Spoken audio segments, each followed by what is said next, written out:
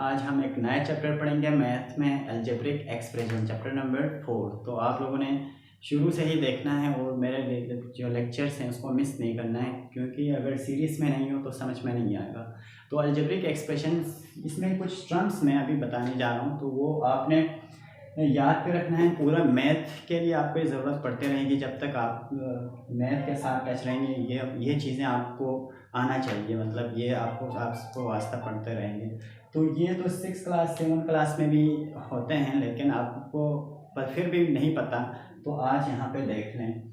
सबसे पहले हम देखते हैं कांस्टेंट्स क्या होता है? एक फिक्स्ड वैल्यू जो जिसका बारे में हमें फिक्स पता चले, पूरा माने मतलब समझ में आ जाए। 7 यहाँ पे इस इक्वेशन में देखें तो 7 क्या है? फिक्स्ड है।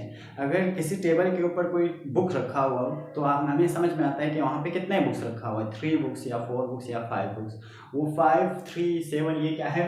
कांस्टेंट है। कांस्टेंट का मतलब फिक्स्ड, जो मतलब समझ में आ जाए कितना उसकी तादाद हमें पता हो तो उसको क्या कहते हैं? कांस्टेंट कहते हैं। वेरिएबल क्या होता है? वो वेरिएबल का मतलब वेरी से निकला है। वेरी मतलब क्या है? चेंज होना, कुछ भी हो सकता है। अगर बैग के अंदर कुछ बुक्स रखे हुए हो तो उसमें कितने बुक्स हैं वो हमें नहीं पता। कुछ बुक्स हैं उसके अंदर लेकिन हमें नहीं पता कि 3 बुक्स है, 5 बुक्स है। इसको हम x से शो करते हैं, y से शो करते हैं, या z से करते हैं, या a से z तक किसी भी हम लेटर से शो कर सकते हैं। उसे क्या कहते हैं? वेरिएबल्स। अगर इस इक्वेशन में देखें तो वेरिएबल्स कौन सा है? x आपके पास क्या है? वेरिएबल है। ये x भी वेरिएबल है। यहाँ पे y है तो ये y भी क्या है? वेरिएबल है। इनकी वैल्यू हमें नहीं पता तो इनको हम क्या कहेंगे? वेरिएबल। तो ये क्या हुआ? यहाँ पे जो फिक्स्ड है वो क्या है? इनको हम कांस्टेंट कहते हैं। और जो x, ये x स्क्वायर, ये सारे क्या हैं? वेरिएबल्स हैं। आपके पास वेरिएबल्स हैं। और कोफिशिएंट क्या होता है? जो वेरिएबल से मल्टीप्लाई हो रहा हो, वेरिएबल से पहले आता हो, उससे क्या कहते हैं? कोफिशिएंट। यहाँ पे 3 क्या है? कोफिशिएंट्स है। यहाँ पे 5 कोफिशिएंट है, यहाँ पे 3 कोफिशिएंट है, यहाँ पे 2 कोफिशिएंट है जो वेरिएबल के साथ मल्टीप्लाई हो रहा था। तो उनको क्या कहते हैं? कोफिशिएंट्स। और इसी तरह ट्रम्स किससे कहते हैं?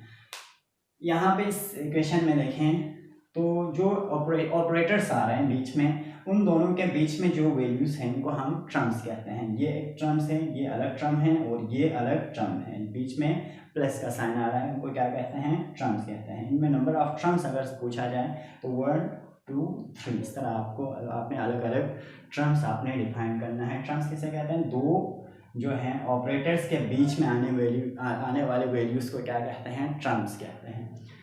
इसके बाद एक्सप्रेशंस अगर 2 + 2 × 3 = 6, ये भी एक एक्सप्रेशन है। यहाँ पे जो लिखा हुआ है 3x² + 5x + 7 = 0, ये भी एक्सप्रेशन है।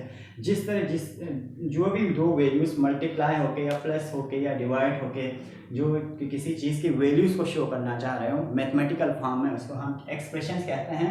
लेकिन हम इस चैप्टर में अलजेब्रिक एक्सप्रेशन, हमारा जो चैप्टर का नाम क्या है? अलजेब्रिक एक्सप्रेशन है। अलजेब्रिक एक्सप्रेशन में क्या होगा? उसमें वेरिएबल्स भी होंगे। वेरिएबल्स और कांस्टेंट्स के मजमूए को क्या कहते हैं? Algebraic expression. जो कि हम वेरिएबल्स और कांस्टेंट कोफिशिएंट के जरिए किसी भी चीज़ के वैल्यूज़ को हम अगर डिफाइन करना चाहता हो मैथमेटिकल टर्म्स में तो उनको क्या कहते हैं? Algebraic expression. यहाँ पे जो दिया हुआ है ये भी अलजेब्रिक एक्सप्रेशन है, ये भी है, ये भी है, ये भी अलजेब्रिक एक्सप्रेशन है। इसमें वेरिएबल्स भी है, कोफिशिएंट्स भी है, कांस्टेंट्स भी हैं। इनको हम अलजेब्रिक एक्सप्रेशन नहीं कहेंगे। ये एक एक्सप्रेशन तो है लेकिन अलजेब्रिक एक्सप्रेशन नहीं है। तो अलजेब्रिक एक्सप्रेशन में कोफिशिएंट, कांस्टेंट, वेरिएबल्स का एक मजमुआ जो कि किसी भी चीज़ की वैल्यूज़ को डिफाइन करने के लिए इस्तेमाल होती हैं, उसको क्या कहते हैं? अलजेब्रिक एक्सप्रेशंस कहते हैं। अलजेब्रिक एक्सप्रेशन के 4 टाइप्स इस बुक में दिया हुआ है।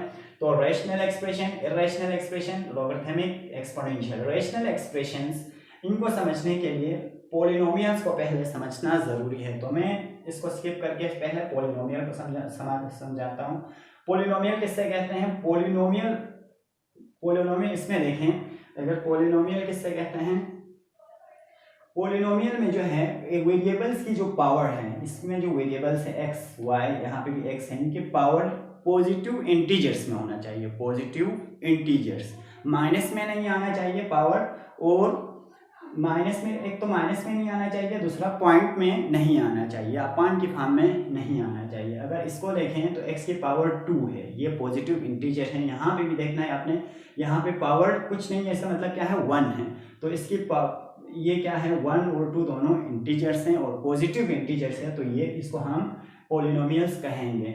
अगर इसमें देखें x स्क्वायर है, यहाँ पे भी x की पावर 1 है, यहाँ पे भी x की पावर 2, यहाँ पे भी x की पावर 1 है।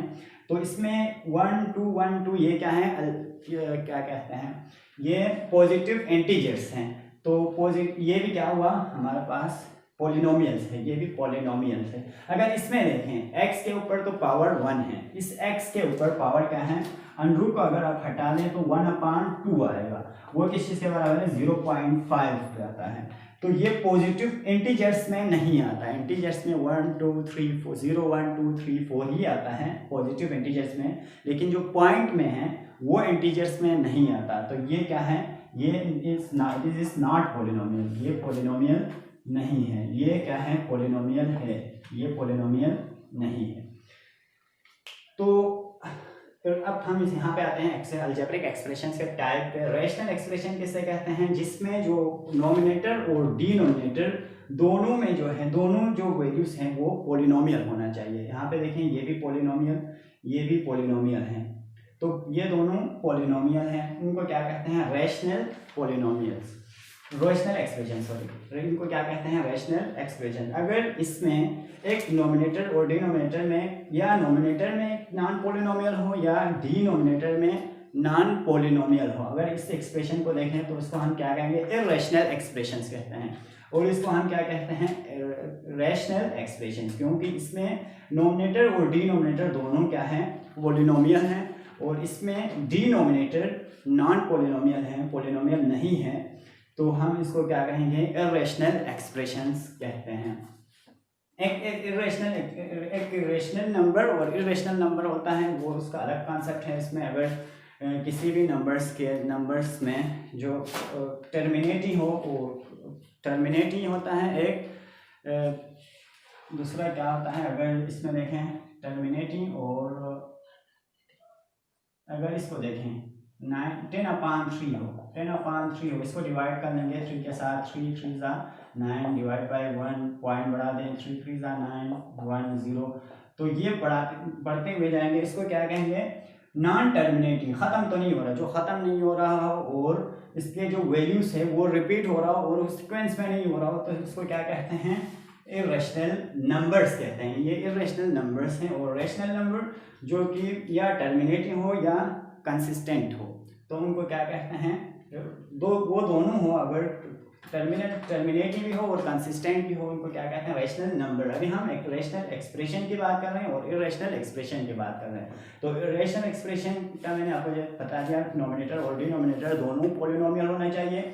अगर नॉन पॉलिनोमियल उन एक्सप्रेशन को कहते हैं जिसमें या नोमिनेटर में या डिनोमिनेटर में जो x की पावर है वो माइनस में आएगा या पॉइंट में आएगा। मतलब सिंपली अगर आप कहेंगे तो या नोमिनेटर या डिनोमिनेटर नॉन पॉलिनोमियल होगा। और लॉगरिथमिक एक्सप्रेशन जिस टर्म में लॉग शामिल हो, log of x plus log of y in equal to 3, इस तरह के कुछ टर्म्स आ जाएं, या 3 लॉग ऑफ x, x की पावर 3 या कुछ भी आए, लॉग उसमें हो उस एक्सप्रेशन में, तो उनको क्या कहते हैं, अलजेब्रिक लॉगरिथमिक एक्सप्रेशन कहते हैं। एक्सपोनेंशियल एक्सप्रेशन जिस एक्सप्रेशन में e की पावर में आता हो प्लस 3e की पावर y, इस तरह e एक्सपोनेंशियल इसमें इंक्लूड हो, तो उनको क्या कहते हैं,